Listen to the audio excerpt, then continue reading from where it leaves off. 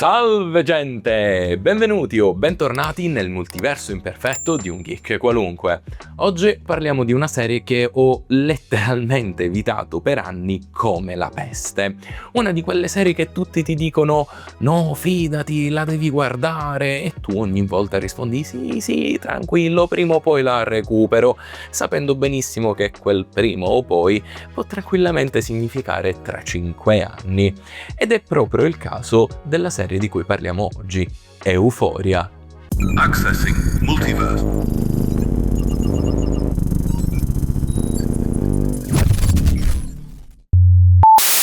Ora voglio essere totalmente sincero con voi ragazzi, io con Euphoria partivo malissimo, ma proprio in modo pessimo, e non perché avessi di per sé qualcosa contro la serie, ma perché semplicemente mi sembrava l'ennesimo prodotto con liceali incasinati, droga, sesso, drammi, tradimenti e adulti praticamente inesistenti.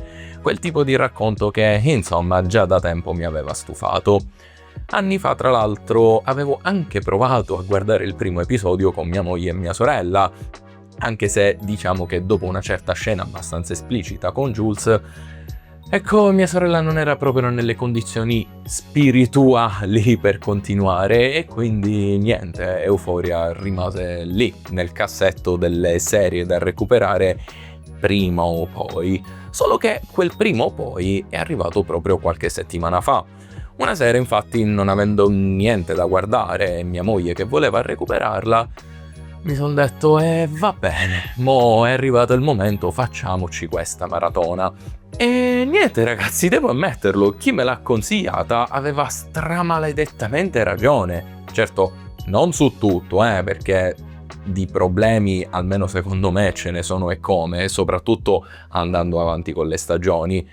Però ecco, Euphoria mi ha sorpreso molto più di quanto mi aspettassi, anche perché sì, è vero, mi aspettavo una serie piena di eccessi, provocatoria, fatta principalmente per far parlare di sé, ed effettivamente lo è, almeno in parte, però sotto tutta quella patina di luci, glitter, corpi nudi, droga e caos adolescenziale c'è anche una serie molto più malinconica, dolorosa e addirittura più profonda di quanto pensassi. Ora, per chi non la conoscesse, anche se penso che ormai la conosciate un po' tutti, Euphoria è una serie HBO creata da Sam Levinson e basata su una serie israeliana creata da Ron Leshem e Daphna Levin. La versione americana è diventata famosa soprattutto grazie a Zendaya, che interpreta il ruolo di Rue Bennett, una ragazza tossicodipendente appena uscita da un centro di recupero e completamente incapace di restare davvero pulita. Euphoria infatti non è semplicemente una serie sulla droga, ma una serie sulle dipendenze. E sì, avete capito bene, al plurale, perché sì, c'è la dipendenza dalle sostanze, ovviamente, c'è Rue che cerca di anestetizzare il dolore, la depressione, il lutto e il terribile vuoto che sente. Ma poi c'è anche la dipendenza dall'amore, dal sesso, dall'approvazione degli altri, dallo sguardo maschile, dal controllo, dalla rabbia, dall'immagine che vuoi dare di te stesso. Quasi ogni personaggio della serie è dipendente da qualcosa, solo che nella nostra società alcune di queste o sono più accettabili di altre, o semplicemente non vengono ritenute tali.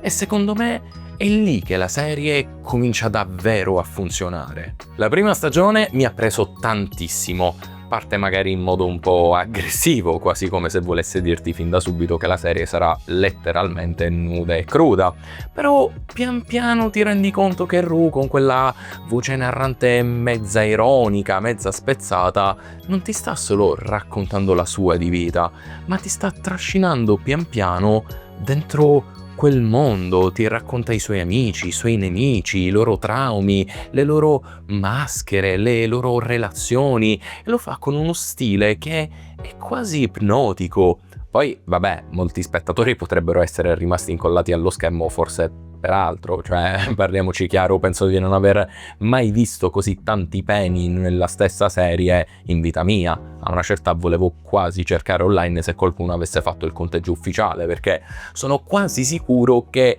esistendo il contatore dei morti in Game of Thrones, qualcuno avrà pur creato qualcosa di simile per i Penny in Euphoria, no?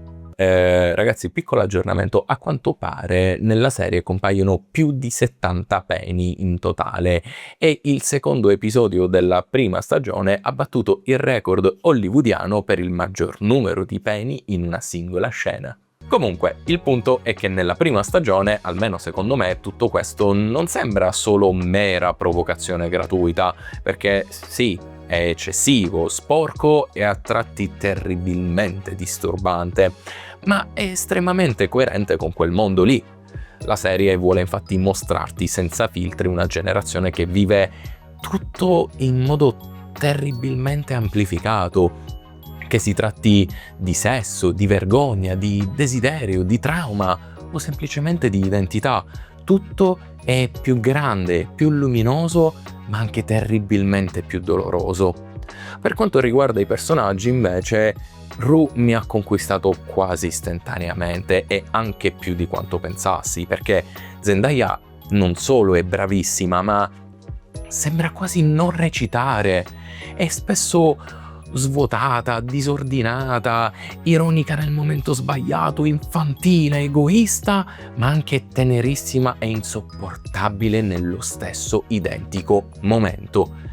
E questo la rende terribilmente ed estremamente credibile. Jules, soprattutto nella prima stagione, mi è piaciuta tantissimo. Il rapporto che si crea con Rue è bello, ma anche estremamente tossico. Rue infatti non ama Jules solo come persona. A un certo punto, anche se in modo inconscio, usa Jules come una droga.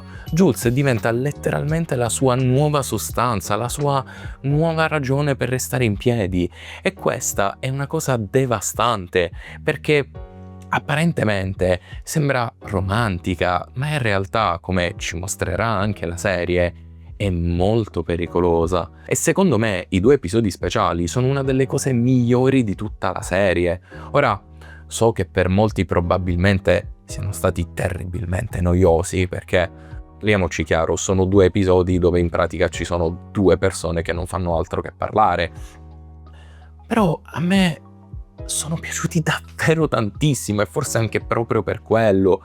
L'episodio con Rue e Ali è quasi teatrale, è una conversazione lunga e dolorosa sul senso della fede, del perdono, della dipendenza e del fallimento, che sembra quasi richiamare un'intensità shakespeariana, mentre quello con Jules è una retrospettiva molto intima su quello che è l'identità, la femminilità, il desiderio, lo sguardo maschile, la sessualità e la costruzione di sé.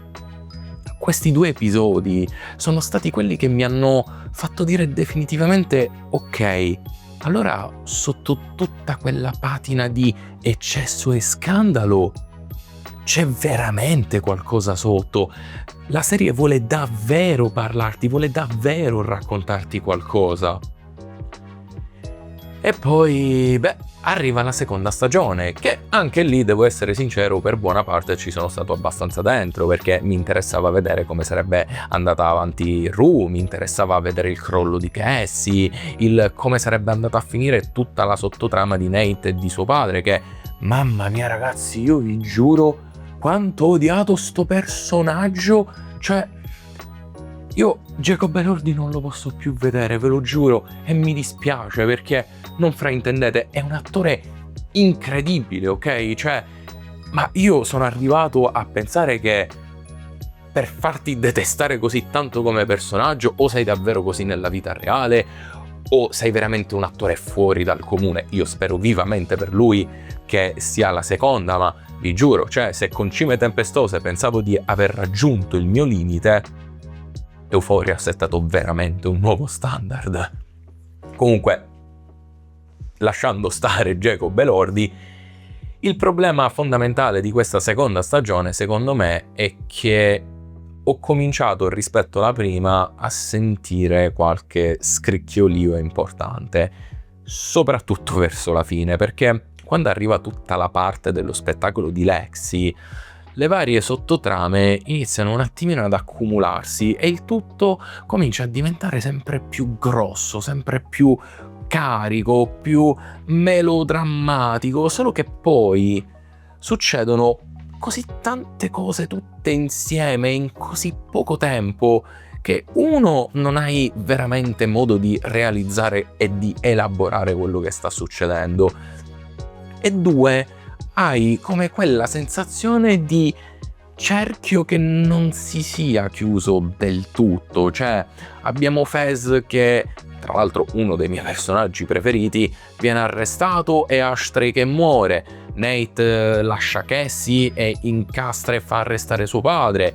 Cassie e Maddie sembrano, almeno in quella scena, riavvicinarsi dopo una bella scazzottata, attenzione. Lexi finalmente capisce di non essere una mera spettatrice, ma di avere anche un ruolo in tutto questo. E Rue finalmente sembra arrivare a una consapevolezza, e non solo quella di restare pulita, ma anche quella di non poter più usare Jules come stampella emotiva. Capisce infatti che prima di poter amare qualcuno, deve prima provare ad amare e salvare se stessa. Un messaggio che può sembrare banale, ma che non lo è affatto, perché non puoi entrare in una relazione sperando che una persona ti curi, non puoi trasformare qualcuno nel tuo centro di recupero personale e sentimentale. Prima devi risolvere i tuoi problemi, o almeno provarci. Solo dopo puoi prenderti il diritto di amare qualcuno senza trascinarlo nel tuo buco nero. Comunque, con la chiusura della seconda stagione mi trovai abbastanza combattuto, perché da un lato ero emotivamente preso, ma dall'altro sentivo che la serie aveva lasciato tantissima roba aperta, forse fin troppa. Il debito con Lori, Fez, Nate, Cassie, Jules, il rapporto con la madre di Rue, sua sorella Gia, tutto sembrava fin troppo sospeso. Ma poi arriva la terza stagione e qui, ragazzi, si apre un discorso totalmente a parte, perché la terza stagione decide di rompere totalmente con le due precedenti. Non riparte semplicemente da dove ci eravamo lasciati, ma fa passare anni, cambia scenario, ritmo e addirittura cambia quasi genere. Cioè, Rue ci viene presentata come una ragazza non più liceale, ma un'adulta che è lontana da casa perché è ricaduta ancora una volta nella tossicodipendenza, adesso cerca di restare pulita, ma allo stesso tempo è ancora legata al debito con Lori e viene invischiata in un mondo criminale molto più concreto, molto più sporco, e che soprattutto allontana la serie da quello che sembrava un teen drama e l'avvicina molto di più a un crime. E sinceramente non posso nascondere la mia confusione, soprattutto dopo la chiusura della seconda stagione. Perché da un lato capisco anche la scelta della produzione, perché dopo anni effettivamente dovevano dare un'evoluzione ai personaggi, non potevano più farli andare al liceo o qualcosa di simile, perché ormai sono cresciuti, sono uomini, sono donne. Però il problema è che, mostrandoci questo salto temporale, ci vengono presentati delle dinamiche in modo non solo terribilmente marginale, superficiale ed esterno, ma troppo veloce. Cioè, ci viene fatto ogni volta: questo personaggio gli è successo questo personaggio è così, questo personaggio è colì. Cioè, io non ho capito minimamente come hanno fatto Nate e Cassie a rimettersi insieme e arrivare alle nozze addirittura, quando nella seconda stagione mi avete fatto vedere una scena che voleva dire tutto il contrario. Cioè, certi personaggi sembrano veramente delle evoluzioni totalmente innaturali, sembrano delle versioni esagerate, pompate e soprattutto deformate dei personaggi che conoscevamo.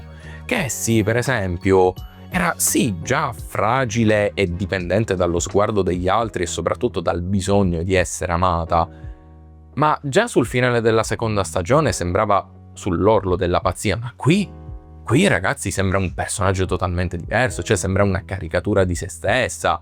Maddie, che per me era un personaggio molto più sveglio di quanto tutti la ritenessero, cioè si vede che è una ragazza intelligente, si vede che è una ragazza che riflette, che vuole raggiungere il successo e tutto, ma E qua fa delle scelte proprio di merda. E Nate, io veramente, ragazzi, non lo so, non capisco, è diventata veramente l'ombra di se stesso. Jules che, così, fa la baby sugar, finito, relazione con Rue, eccetera, tutto marginale, tutto, cioè per me potevano anche non metterla nella stagione, avrebbe comunque funzionato, cioè la chiusura che avevano dato nella seconda stagione era perfetta, è stato il primo amore di Rue, la prima volta in cui Rue finalmente ha provato dei sentimenti, ok, basta, chiudila, chiudi con quei personaggi, mostrami altro, andiamo avanti. Rue invece in questa terza stagione, proprio perché ci sono tutte queste sottotrame strane, superflue ed esagerate, personaggi di cui ormai non ce ne frega più niente, diventa definitivamente il centro di tutto, cioè Rue è letteralmente il pilastro portante della stagione. E anche quando la narrazione si allontana da lei e si perde in questa miriade di sottotrame, Rue resta comunque il cuore, perché, vedete, Euphoria, fin dalla prima stagione, ci abituate a una cosa molto precisa. Rue è la narratrice onnisciente. Rue è la voce, è il filtro, è il modo in cui entriamo e ci facciamo trascinare in questa storia. E da qui arriviamo a parlare di una cosa che mi ha lasciato abbastanza confuso, ovvero il finale. Ora, per carità, io capisco benissimo cosa volesse fare Sam Levinson.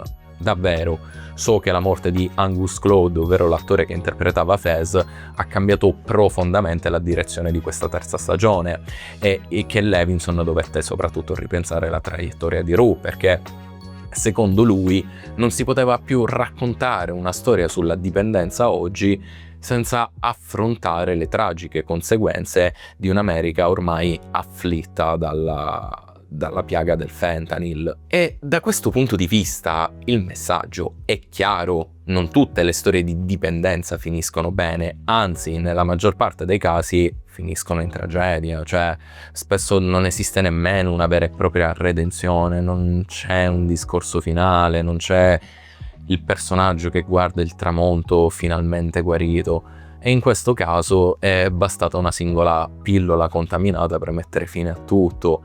E questa cosa è di una brutalità assurda, proprio perché è la realtà. E infatti la scena della morte di Rue, ragazzi, mi ha spezzato emotivamente, cioè mi ha commosso, mi ha fatto quasi piangere, e non lo dico per fare il drammatico, anche perché per un attimo la serie ti illude che Rue ce l'abbia fatta, che sia ancora viva, cioè la vedi svegliarsi, correre a cercare Fez evaso di prigione, torna a casa a rincontrare sua madre, ma poi ti rendi conto che tutto quello che stai vedendo è stranamente sospetto, quasi celestiale, finché poi non inizi a unire i vari puntini, le varie scene, le varie frasi, le parole che hai sentito durante la stagione e capisci che quello che stai guardando non è la realtà, ma stai vivendo gli ultimi istanti, gli ultimi respiri di un personaggio che fino all'ultimo non voleva far altro che redimersi. E quando la serie ti mostra Rue sul divano in overdose, ragazzi, la botta arriva davvero fortissima. Il problema però è che subito dopo, dentro di me, è scattato qualcosa. Perché mi sono detto, ma aspetta un attimo, ma sta cosa ha narrativamente senso? Ed è qui che nasce il mio problema principale con il finale di Euphoria. E attenzione, perché il problema non è la morte di Rue in sé, ok? Non ho certo bisogno di un lieto fine, e poi Euphoria non ci ha mai fatto intendere che avrebbe avuto un lieto fine facile. Il problema è un altro. Per 3 stagioni la serie ha presentato Rue come narratrice della storia, ok? Rue ci raccontava tutto, ci racconta degli altri, ci racconta cose che non dovrebbe sapere, ma va bene, perché ci viene presentata come narratrice quasi onnisciente, a volte poco affidabile se vogliamo, però resta lei. è il patto narrativo della serie. Ma se tu mi fai morire Rue all'inizio dell'ultimo episodio e poi la storia continua, io ho un problema. Ed è un problema anche abbastanza grande, perché mi togli letteralmente la voce della serie, mi togli il centro, il pilastro portante, mi togli quella presenza che mi ha accompagnato fin dal primo episodio e che mi ha spinto a continuare. Cioè, non è che durante la serie tu mi abbia mai preparato a un passaggio di testimone, non mi fai capire fin dall'inizio, come in altre opere, che il narratore in realtà è già deceduto. No! Tu mi fai credere per tutto il tempo che Rue abbia vissuto abbastanza da poter raccontarmi le vicende che ci sta mostrando. Ora, magari per qualcuno questo non è un problema, magari sono io che mi fisso troppo sulla struttura narrativa, però per me questo dettaglio ha rotto qualcosa, perché dopo la morte di Rue, tutto quello che succede dopo sembra semplicemente strano, sembra quasi appartenere a un'altra serie. Per carità, la vendetta di Ali contro Alamo ha dato delle soddisfazioni, però sembrava prendere più una deriva crime, le chiusure accelerate, la morte di Nate così, cioè Cassie e Maddie che vanno avanti in un modo secondo me assurdo e continuano a nascondere la morte di Nate, cioè per quale ragione? Cioè il tutto si conclude in modo veramente assurdo ed è come se provassero a dare una chiusura a tutti, ma senza riuscire davvero a farmela sentire come tale.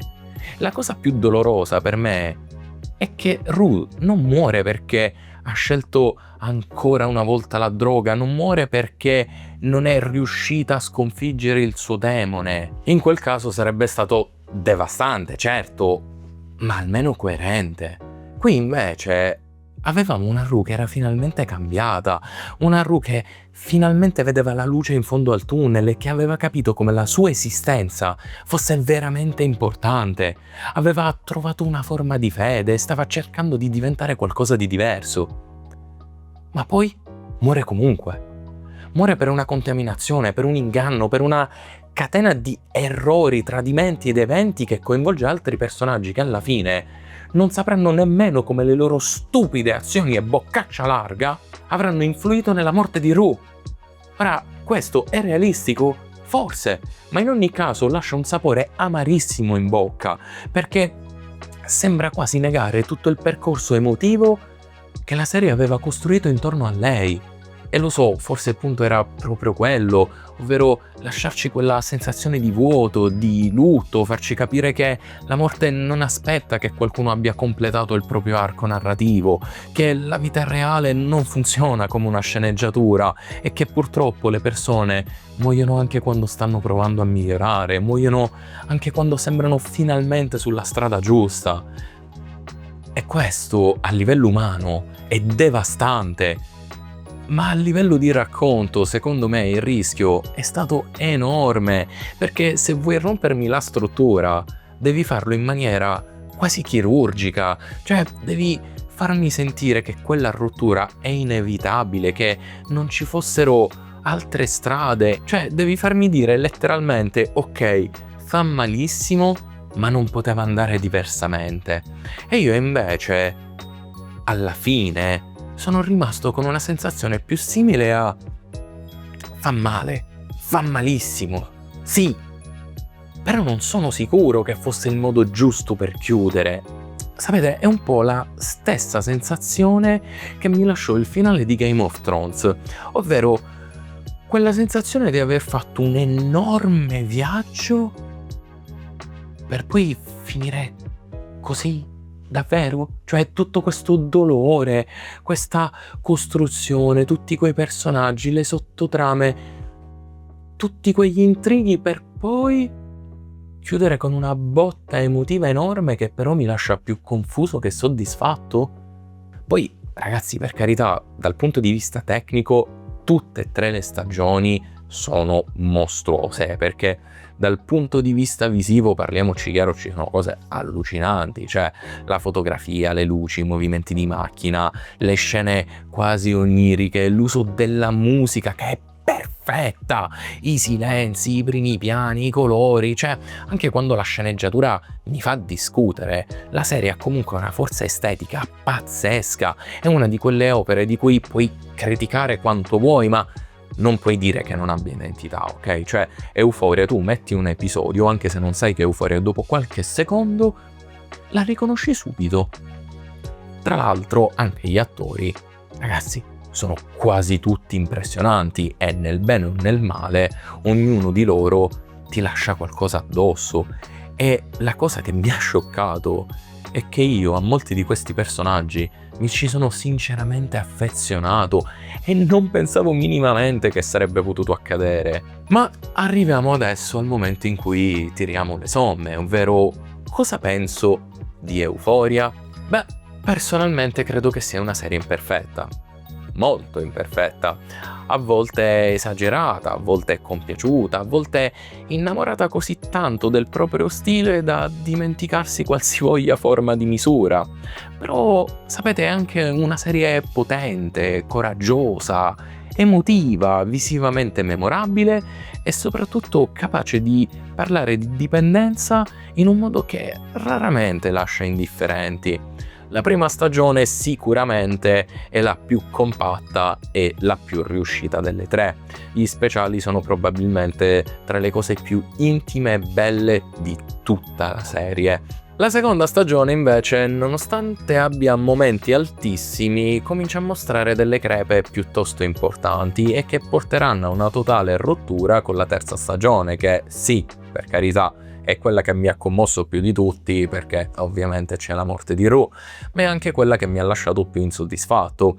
E il finale, nonostante lo capisca, non riesco ad accettarlo del tutto. Forse perché è un riflesso esatto della nostra realtà, ma da spettatore della serie continuo a chiedermi: puoi costruire una serie intera sulla voce di Rue e poi toglierla così? All'inizio dell'ultimo episodio, continuando come se il mondo narrativo potesse reggersi allo stesso modo? Beh, secondo me no, o almeno non completamente. E forse è proprio questo quello che rende Euphoria una serie così interessante da discutere, perché non è una serie che quando finisci dici semplicemente ok, è una bella serie o è una brutta serie, è molto più complicato di così, ti trasmette delle emozioni, delle sensazioni che ti restano addosso, ti irrita, ti emoziona, ti fa incazzare, ti fa pensare e anche quando fa qualcosa di sbagliato lo fa in modo talmente forte che hai comunque voglia di parlarne. E quindi sì ragazzi, oggi sono qui per ricredermi, per dirmi che Euphoria mi ha sorpreso, che mi ha catturato, che mi ha devastato emotivamente, ma che mi ha fatto anche terribilmente incazzare e riflettere. E forse è esattamente quello che era l'obiettivo della serie. Ma adesso tocca a voi, gente. Voi cosa ne avete pensato? Il finale vi ha distrutto ma vi ha convinto? Oppure anche voi avete sentito questa rottura del patto narrativo con Rue? Fatemelo sapere nei commenti e se il video vi è piaciuto lasciate like e condividetelo con i vostri amici.